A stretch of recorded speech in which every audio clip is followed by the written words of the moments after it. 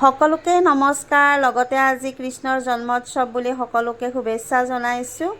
আৰু এইজন মোৰ দেউতাৰো আজি তিথি। মই আজি ঘৰলৈ যাব পৰা নাই, মনটো অলপ বেয়াও লাগি আছে।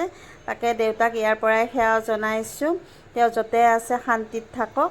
আৰু এতিয়া মই নামঘৰলৈ আহিছোঁ। আজি কৃষ্ণৰ জন্মোৎসৱ বুলি আমাৰ আইসকলে ৰাতিপুৱাই নামঘৰত নাম গাইছে। গধূলিলৈ সকলো ৰাইজ আহিব, সন্ধিয়া সময়ত সকলোৱে নাম প্ৰসংগ গাব। আৰু ৰাতিপুৱাৰ ভাগৰ এয়া দৃশ্য আপোনালোকক দেখুৱাইছোঁ।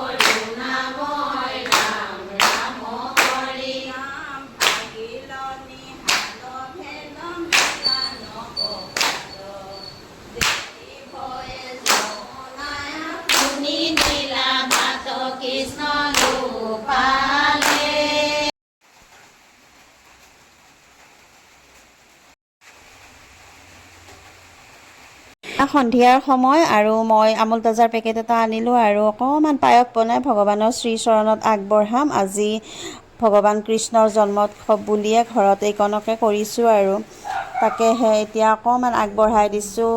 পিঠাগুড়ি আৰু অলপ নাৰিকল, ঘিউ গোটেইখিনি লগাই অকণমান কেঁচা লাড়ু বনাইছোঁ।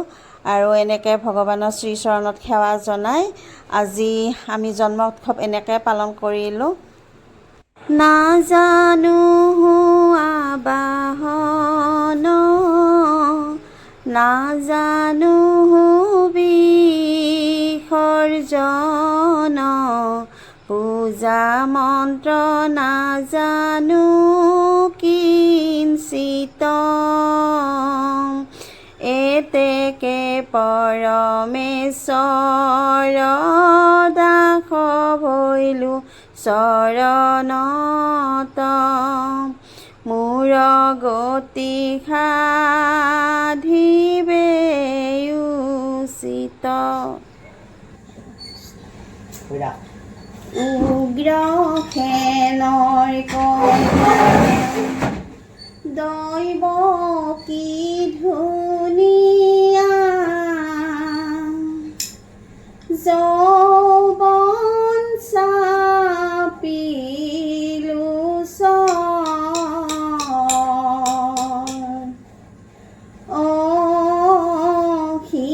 সিংহাসনে বহি ভাবে বুঢ়া ৰজাই, দৈৱ কি ক'ত পাম দৰা, কি ঐ ৰাম দৈৱ কি ক'ত পাম দৰা।